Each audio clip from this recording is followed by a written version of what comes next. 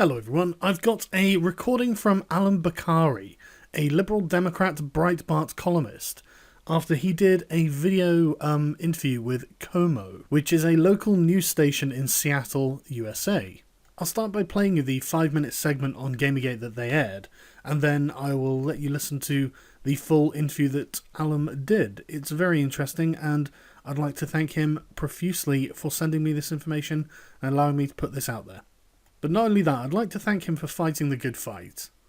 The seething underground movement is growing, and it's taking an online debate about video games into a dark place in real life. They're basically domestic terrorists, especially when they take it to this level. It's called Gamergate, and this online cultural war over ethics, sexism, and race has led to death threats, secret calls to police, and more. As KOMO 4 problem solver John Humbert shows us, Gamergate is supposed to be an online debate of sorts, but it's taken an ugly turn. You've done it. I've done it. Everyone can game now. It's not really an exclusive club. Israel Galvez doesn't feel much of a gaming stigma anymore. Hey, everyone games now. You know, we're not all the basement dwellers, you know, living in our mom's basement. But that passion to play has also put Galvez in a dangerous place. They're basically domestic terrorists, especially when they take it to this level. Galvez is a prolific poster on Twitter. He writes about the gaming industry and calls for change, urging game makers to focus less on gender stereotypes and become more inclusive. And here's something interesting. In early January, Galvez noticed internet forum posts suggesting retaliation against him for those reform-minded views. They posted my information, my wife's information, my father's information. It's called doxing, publishing docs about a person in the hopes that someone else uses the information to harass and intimidate. Galvez says unknown people pranked him by sending religious books, Mormon missionaries, pizzas, and more to his house. After reading the escalating posts, Galvez went to Sergeant John Buss with the Enumclaw Police. He feared someone would send in a hoax threat. Normally, something like that we would take very seriously. Shortly after the warning, police got an untraceable anonymous tip, totally false, that made Galvez sound like he was ready to unleash hell with pipe bombs and a new gun. Next thing I know, at 11:50 p.m., I had 5 Enumclaw police officers at my door. No harm that night because Galvez had warned police. A very different outcome in Portland last month when the former house of a gaming critic was swatted after her information was doxed online. Stunning, perhaps, to think that all this harassment and danger is happening because of video games. Never in a million years. Welcome to the world of Gamergate, a growing online movement to shake up the world of video games. They primarily see it as a campaign for ethics in games journalism. Allum Bokhari writes about this battle for hearts, minds, and controllers. Bokhari and Galvez say Gamergate exploded last summer after traditional gamers bristled at writers and commentators calling for serious reform, saying the time was over for sophomoric and demeaning portrayals of women, and that ultra-violence kept games from becoming more respected. Galvez says it's a cultural shift that some male gamers cannot accept. Bitter towards feminists. There's lots of men's rights activists involved. Yet Bokhari calls those aggressive voices the minority. For him, Gamergate is about exposing hypocrisy, that members of the video game review industry are too chummy with game makers, a very real problem. But the close relationships between developers and journalists. He says the true Gamergaters expose freebies, lavish parties, and undisclosed friendships between the industry and the critics. They want better. They also don't want restrictions on games for content or violence. It's about journalistic ethics, it's about anti-censorship, it's about anti-collusion. Galvez disagrees with all of this, saying Gamergate's intention for reform metastasized into a crusade against anyone who wants a change in the status quo. If Gamergate was really about ethics in game journalism, I don't think we would be seeing all the harassment, all the stalking, all the death threats, all the rape threats. Bokhari says pro-Gamergate activists have been targets of doxing and threats too. He says the true problem is the dark side of the web, where serious threats can come out of nowhere. Of course, but it looks to me that some people are playing both sides because they know there's a divide there. A cultural divide over digital fun, where police can end up on your doorstep. John Humbert, KOMO 4 problem solvers.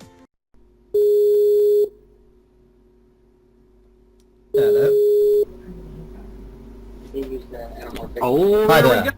There we go. I'll just find a better. Oh yeah, that's great. Sorry about the headphones. I don't have actual speakers on this PC. Hey, no worries. That's just fine. Yeah, that's great. Jaren, what do we need to do here? Is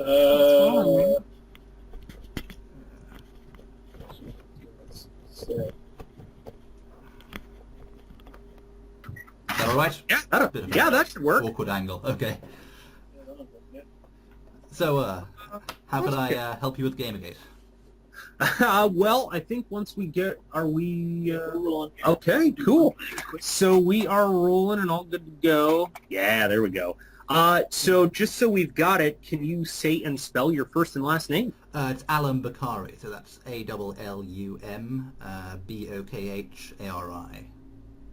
So for folks who don't play video games or know about online journalism when it comes to video game critiques or talking about the industry, what's the best way to describe what Gamergate is?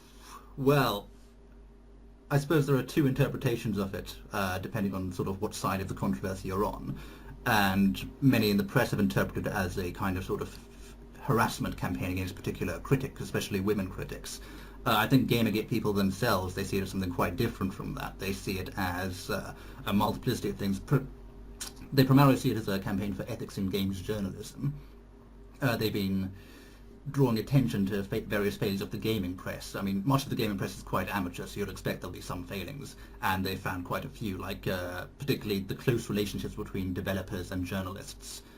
And they forced a number of sites to take action to address those things by providing better disclosure of personal relationships, especially in review articles. So there's the ethics and journalism aspect. There's also, I think, a big aspect is anti-censorship. So there's been a lot of sort of, I suppose, moral, not quite moral panic, but quite a lot of campaigns against controversial game titles in the past few years. So in Australia, they pulled Grand Theft Auto 5 from shelves recently. And there was also a sort of campaign against a game called Hatred, which is a sort of ultra-violent shooting game. So Gamergate's sort of like a pushback against people who are sort of, I suppose, spreading fear around these titles. They're worried that it might lead to things like what happened in Australia, where consumers are denied choice in a way because retailers are pulling titles from shelves. So I think for Gamergate, it's about journalistic ethics. It's about anti-censorship. It's about anti-collusion. So one of the big things that sparked it all off was a series of articles, all in a similar vein, condemning gaming culture that came out on, I think, the 28th of August.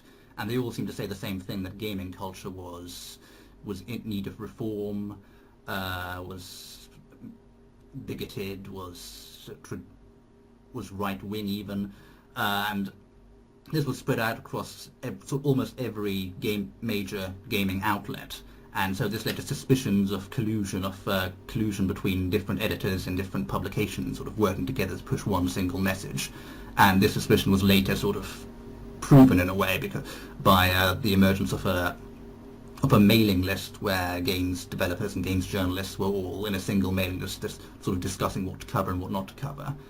So I suppose those three aspects are what Gamergate sees itself as about. They see it as about ethics, anti-censorship, and anti-collusion. That's the briefest summary I can give.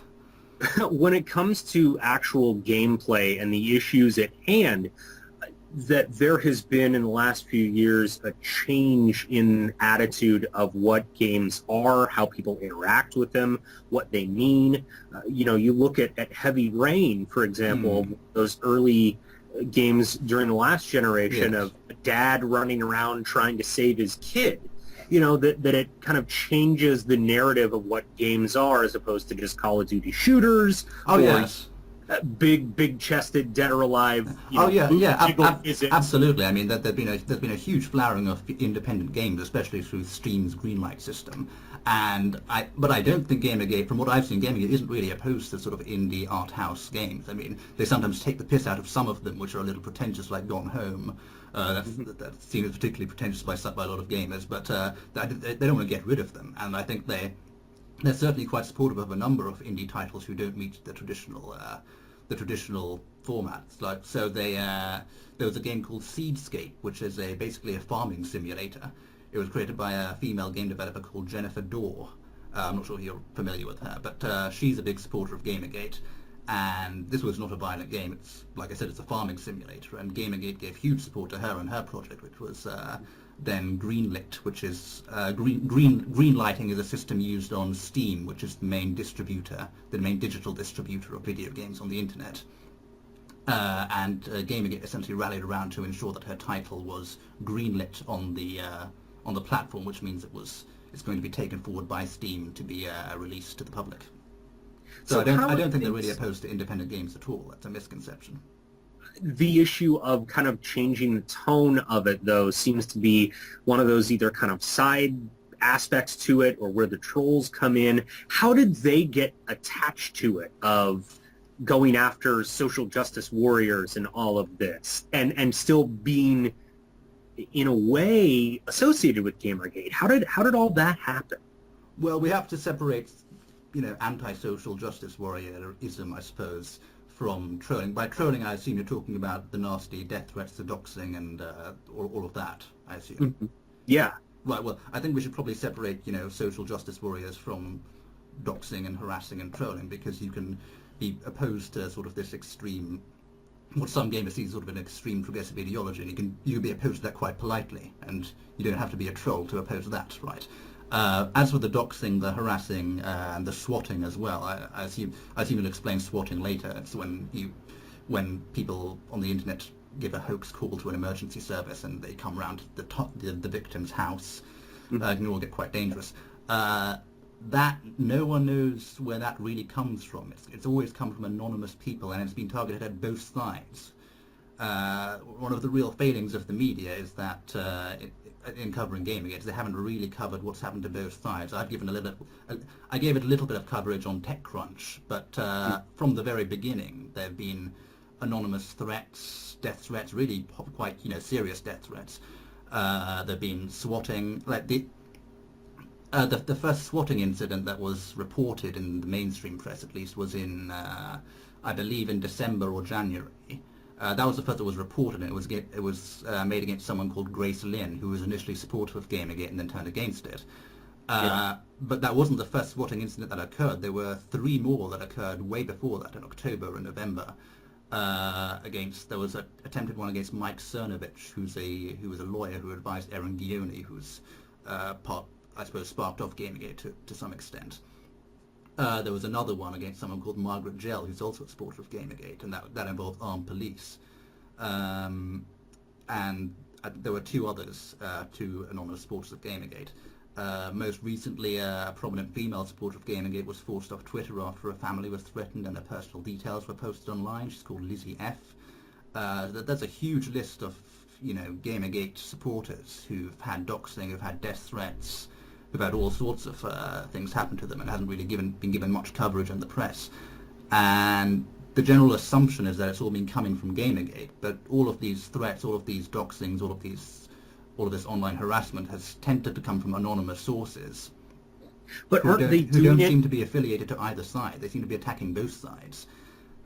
Just again for the lulz, so to speak, because when people are talking about this, the folks, at least that we've seen come forward, including the guy that we talked to on camera who had been swatted and doxxed, that you can classify him as a social justice warrior. Well, yes. So how do folks in kind of the more aggressive side of Gamergate like I said, warm up to that? It's hard to really say this is Gamergate doing it, isn't it? Because there are 2 possibilities. So one possibility is that Gamergate is going anonymous to do these attacks, and its opponents are going anonymous to do attacks against Gamergate supporters. So that's one possibility. Or it could be anonymous trolls who are playing both sides. And I think the second option is more likely, seeing this, given the volume of abuse that's happened to both sides and given the similarity of the events. I mean, doxing and swatting, it takes technical skill. You have to know how to track down the information. In some cases, you have to have hacking skills. So I think that it requires sort of a very niche set of skills. So if it's happening to both sides, it suggests there's one group doing it, and they're doing it to both sides equally. Do you look at it, though, of the motivations for those anonymous folks that because that to me is kind of the important part of it, that I'm sure there are people who just want to screw with folks just because, but when I see the SJW come out, it seems that the folks that are being targeted as social justice warriors aren't folks that have issues with ethics in games journalism. They're just anti-harassment and want the art form to evolve to not be the stereotypical kind of bro gaming thing that unfortunately we have to deal with out there, that they do like the gone home stuff, that they do want to try to see same-sex couples in games like in Mass Effect, because if it's about ethics in games journalism, why are some of these guys being attacked for wanting to change the art form? Well, as I said, there's multiple aspects. There's ethics in games journalism. There's also anti-censorship. So the worry is not that there are gay couples in games. Most Gamergate's fine with that. In fact, I did a survey of Gamergate's the political attitudes of Gamergate supporters. Got about 1,500 responses. It's published on a site called Game Politics, gamepolitics.com, and the attitudes of Gamergate supporters are overwhelmingly liberal. So 90% of them support gay marriage, 85% of them support abortion. They're typical progressives, but they're also very strongly anti-censorship. So I think the worry with social justice warriors that some people have is that politically incorrect games like Grand Theft Auto won't get made anymore because people will be too afraid of the backlash from these people. So it's less about a reaction to the kind of game social justice warriors like, as a sort of worry that other types of games that social justice warriors don't like will become essentially victims of soft censorship or chilling effects. So I think that's the divide there. But you're right, there is a schism of attitudes between these two groups of people, and that's part of the divide in Gamergate. There's no doubt about that. But in terms of what motivates the people who harass and dox, I mean, that's harder to say. It could be people taking advantage of this schism, like you say, for the lols. And given the sort of people who have been involved in it, like the GNAA, they're a professional trolling organization and hacking organization, been around for 10 years. They were once they were involved quite heavily in the early stages. There's no concrete evidence linking them to the doxing, but it's the sort of thing they'd be able to do because they have the skills to do it. Hello? Yeah, looks like we're good. Sorry, cut off there. Keep on rolling, no worries. Yes, as I was saying, so there's a GNA. There's also a board on 8chan called 8chan is an image board called Baphomet that's been posting the personal information of again people on both sides of the divide. So I think there were a few doxers of social justice warriors who were posted there, and there was also the doxer of a prominent Gamergate supporter called Liz who was posted there. She was the one who had to then leave Twitter because she was worried that her family were getting threatened.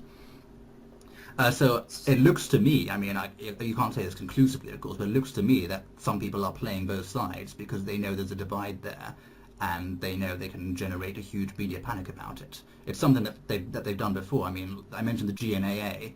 One of the things they did during Hurricane Sandy was take images of people who looked like they were looting homes and doctor them to make it look even more like they were looting homes.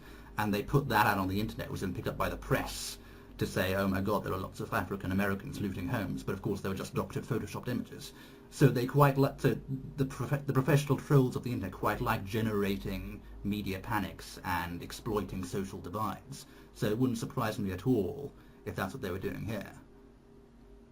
Is there something to be said that for folks that don't play video games, that, I play probably an hour or two of D3 with my fiance almost every night, like I'm into this and I care about it, and I want to see more mainstream acceptance of games, and do you think that folks who don't understand it, whether it is Nightline or others, that they look at it and say, wait a second, people are invading other people's privacy, trying to call cops on them, trying to connect them to pedophiles because of video game journalism? Is there a level of absurdity here if we kind of step back from it for a second and say, whoa guys, let's all just breathe and calm down for a second? because it's wild out there. Well, I certainly agree that the mainstream media just don't understand why people are taking this so seriously. Like I said, you said they're doing it because of video game. They're doing these things because of video game journalists. Yes, I don't think that's. Like I said, I don't think that's. You can really say that because all of these threats come from anonymous people and are typically condemned by the majority of Gamergate supporters. So, but are they using that as kind of the spark and not cover? That's kind of strong. But that we wouldn't be in this situation without the issue of trying to combat the ethics in journalism. Well, yes. Which is Well, you know, in are you itself. Are you saying that if there wasn't the controversy, there wouldn't be all these threats? Yeah, Well, yes, of course, but that doesn't say anything about where the threats come from, does it? for sure. I mean, like I said, these trolling groups tend to take advantage of controversies, and they tend to, milk it for lols. But no one can really stop that. And I mentioned Margaret Gell before. She was one of the Gamergate supporters who was swatted, and for a long while, she led something called the Gamergate Harassment Patrol. So whenever there was an anonymous account on Twitter that would be sending death threats to anyone really, but especially to social justice warriors, because she had a lot of Twitter followers, so she would say this account is sending threats, and she'd direct her followers to report the account for abuse, and the accounts would usually get suspended within minutes or hours. So there's been a concerted effort on the part of Gamergate supporters to, sort of police the movement a little. Well, not police the movement, but sort of police people who are doing bad things to their opponents, because they know they'll get blamed for it, even if it's from anonymous people. So there has been that. Yeah. But to go back to your original question about how the mainstream media sees it, I think that they're right. I understand why they're befuddled about people getting so upset about games journalism. That's fair. But what's less easy to understand is why they're only reporting on the harassment that a very select group of people have received. So they reported Brianna Wu, they reported on the harassment received by Anita Sarkeesian and Zoe Quinn, and Grace Lynn once she became a Gamergate opponent. She was originally a Gamergate supporter. What they haven't done is reported on the swatting of Margaret Gell or the doxing of Lizzie F. Or Milo Yiannopoulos, who's my employer at Breitbart. He got a dead animal through the mail because he reported on Gamergate, but there hasn't been much reporting of the abuse and the doxing and the swatting of Gamergate supporters. So it seems a bit one-sided from the mainstream media, and there could be multiple innocent explanations for that. But it's one of the reasons why Gamergate supporters continue to be quite sort of edgy and mistrustful of the media, I suppose. When folks, the issue of censorship is very interesting and seems to be one of those things that we don't hear a lot about, I think, in this. That is that where kind of the criticism of the social justice warriors is coming in, that it's the slippery slope and creeping in of political correctness. That if we go back to that Nightline piece of talking about the violence against women in certain games and everything, that is that sort of the slippery slope that you and others are concerned about.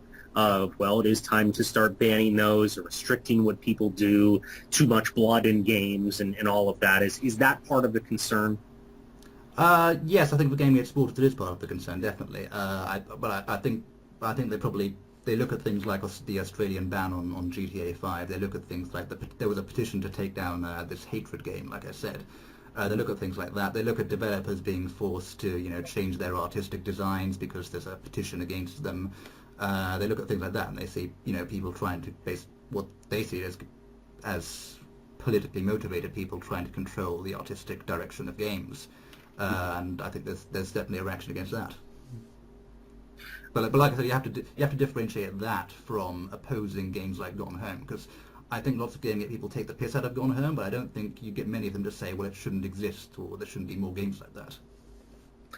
Why is that? Because of the pretension you said? I guess what are the, because isn't that also a form of censorship too, of being saying criticism isn't the same as censorship, is it? So you're perfectly okay to criticize Grand Theft Auto 5 and say I don't like it, but it's another thing to start a petition and try and get it pulled from shelves. Again, criticism of Gone Home is not the same as censoring it.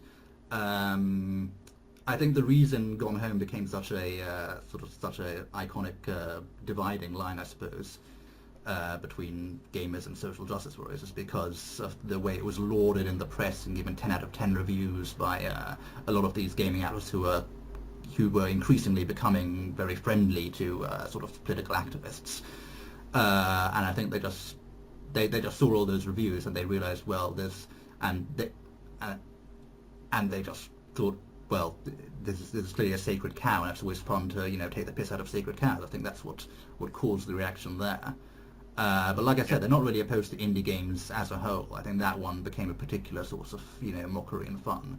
But like I said, with Seedscape, with Jennifer Dorr, with the Fine Young Capitalists as well, they're making sort of a cutesy indie game that isn't that violent or isn't that sexual. The Fine Young Capitalists are a feminist organisation who are pro-Gamergate. There are actually quite a few feminists who are pro-Gamergate. It's not very well known, but there are. They're making an independent game. Well, not an independent game, because it's fairly well funded at this point, but it was sort of started by a Indiegogo project. But it's not violent. It's not like Grand Theft Auto 5. It's not a shoot 'em up.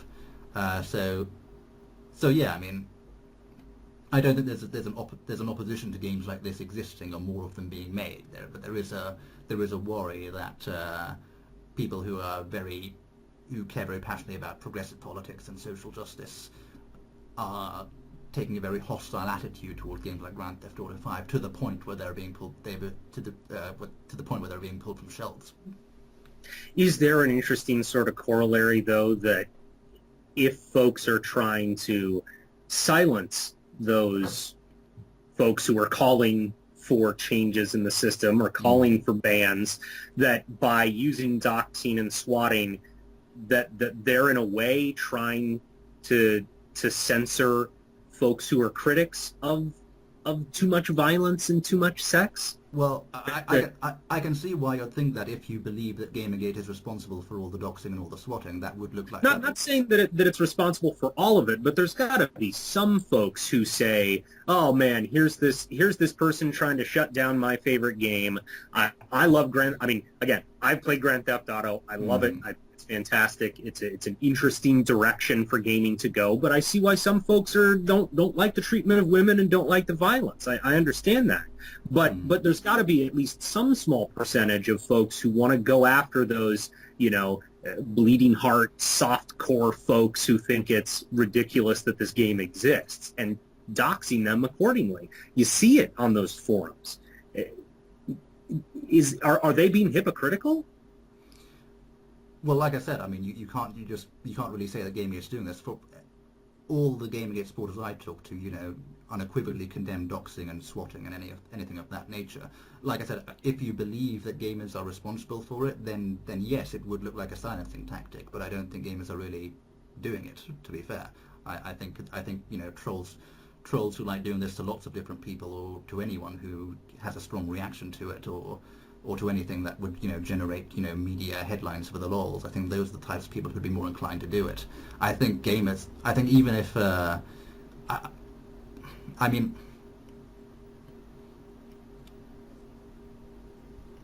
think gamers just want to be able to criticize these people robustly and have more of a diversity of views, especially in gaming media.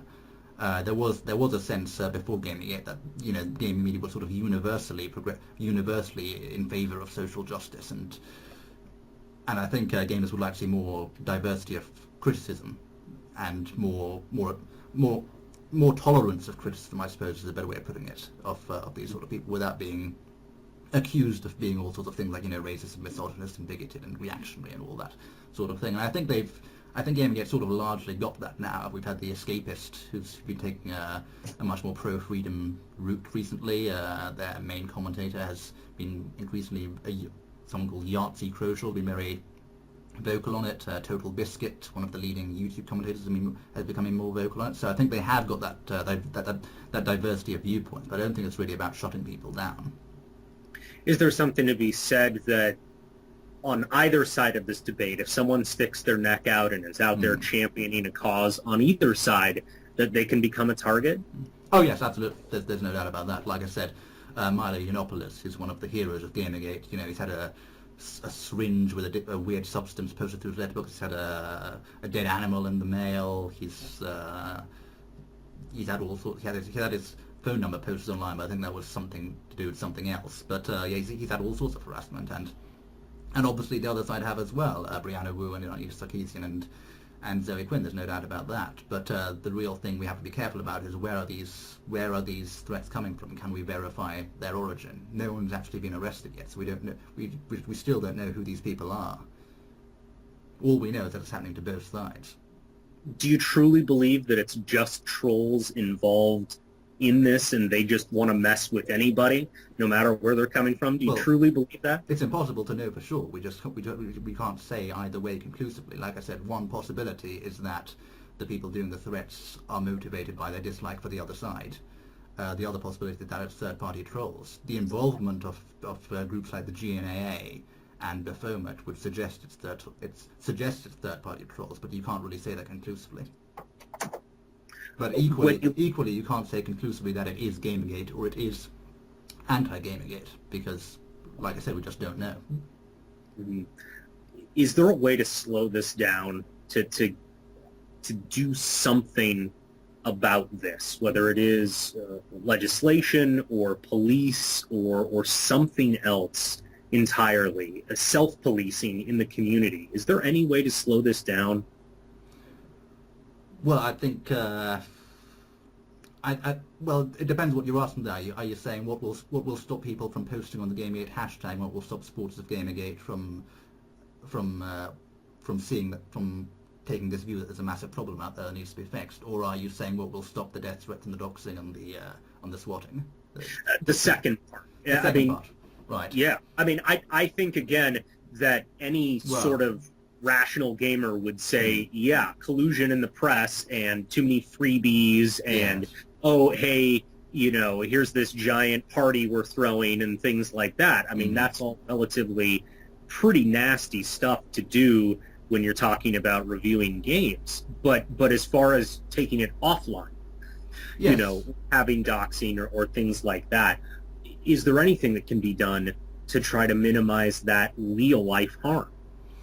Well, it's all based on anonymity, isn't it? So if you really wanted to get rid of all online harassment, not just that related to Gamergate, but all doxing, all swatting, all anything of that, then just get rid of anonymity. But is that a price you want to pay? I mean, I think there are lots of anonymity provides, you know, value in so many other ways. I don't think that's a good way of going, although it would obviously solve the problem. But I don't think the costs outweigh the benefits at all.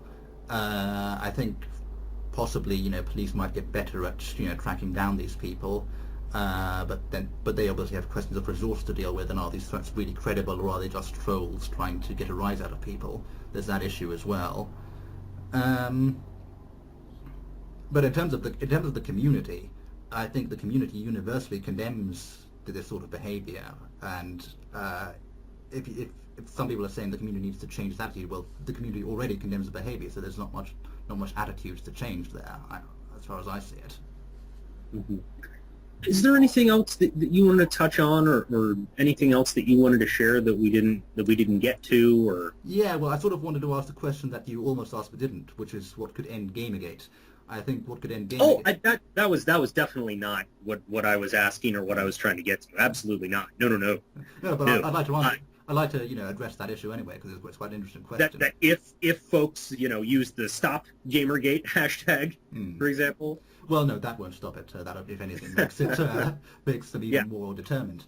But I think what could stop it is if the mainstream media did, you know, some proper investigation like this and try and get both sides of the story, because I think that's what's really frustrating the supporters of Gamergate, is that they constantly hear about the harassment that, you know, the people they criticise are getting, and it's constantly being pinned on them when there's no real evidence that it is them, and when they've been actually taking efforts to, you know, get people suspended from Twitter who engage in that sort of behaviour. And also there's been no coverage of the doxing and the swatting that they've received, barely any. So I think in terms of what could end Gamergate, the media treating them a little bit more fairly would sort of probably convince at least some of them that there's less of a problem now than there used to be. And I guess that's part of it, of unfortunately, whether it is by those folks who are critics or, you know, other mainstream press, of tying them so closely. That's got to be incredibly frustrating, because you're not one of those guys, it seems, that wants to shut down social justice warriors, that you're okay if people want to have more inclusive games, that they want to have, some of these things that aren't your traditional gaming experiences, that you're okay with that. But for those folks who aren't, to be lumped in with them has got to be incredibly frustrating.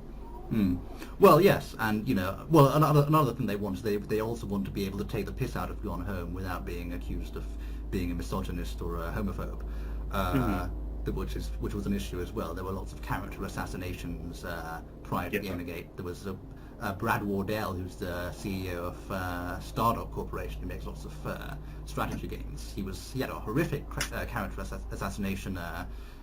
10 people accused him of sexual harassment, a charge that was dropped years ago, and it was only after Gamergate that the journalists who essentially ran with that story, after the charges had been dropped, it was only after Gamergate that they came forward and apologized to him. So there was a sort of atmosphere where people who didn't have the right sort of politics, Brad Wardell was a conservative, there was an atmosphere where people who didn't have the right sort of politics would get sort of, dogpiled and smeared by social justice friendly journalists and activists on Twitter. So I think Gamergate's been positive in ending that. We haven't seen it much anymore. It's funny when we talk about this. Is there an analogy to be made about the Oscars and the movie business, that if you come out as a critic of Selma or Milk or something like that, you're a homophobe and racist. You can't say 12 Years a Slave is a bad movie. You're a racist. I mean, is there an analogy in that way, that if you say, you know what, I don't want to have an option for same-sex partners in Mass Effect, then you're a homophobe. Is there an analogy there? The thing with Mass Effect is that very few people criticize that option. They did criticize the ending of Mass Effect, which they thought was horribly done. But at the problem was that at the same time the gaming press was universally praising Mass Effect for being so progressive. Gamers thought they weren't focusing on the gameplay enough, and the story, which they thought had been let down. So it was never, the criticism was never really about the gay couple in Mass Effect, at least not for the most part. But the gaming press saw it that way because they thought it was a huge leap forward for progress, and they thought the only reason people would be criticizing it is because of the gay couple. And I think that there is an analogy to the Oscars. I think that's a fairly good comparison. I think that there's a tendency to make these accusations too lightly, which sort of does a disservice to minorities and women really who can suffer real racism and real misogyny, to have the focus be on these sort of trivial things where the intent isn't really clear. Yeah. And maybe to try to end on a positive note, that the fact that we're a local television station and a BBC affiliate, and we're talking honestly about video game criticism. Yes. Is there something to be taken positive from all of this, that people are talking about video games as an actual art form that is worthy of criticism, like movies? Is that maybe a positive to take away from this? Well, yeah, I think it always was worthy of criticism, to be fair, and critics are welcome in gaming as far as I'm concerned, and I think as far as Gamergate is concerned as well. And I think the other positive thing, as I said, is that it's sort of, Brad Wardell is a good example. He had his life ruined essentially before Gamergate, and thanks to Gamergate, his name's been cleared, at least in the gaming media. And there's less of a sort of a witch hunty, there's less of a witch hunty atmosphere in gaming at the moment, and I think Gamergate can be credited with that. Gotcha. Great. Thank you for this conversation. Not at all. Glad to be here. Absolutely, and I really hope that some of the folks on Twitter understand that we're trying to take a different approach. That the story is going to air next Tuesday. It'll probably be available for you in the morning of Wednesday morning. That you'll see. To just try to be as balanced as possible, and I think you really help us understand that there's more at play and being a voice for it. I know there are no leaders in this or anything else, but just that you're willing to talk to us about this really, really means a lot, both on a professional and personal level. So thank you. Glad to help, and I appreciate you're trying to cover the story fairly, and I look forward to seeing it. Yeah, you bet. All right, thanks so much. No worries. Have a good one. Yeah, you too. All right.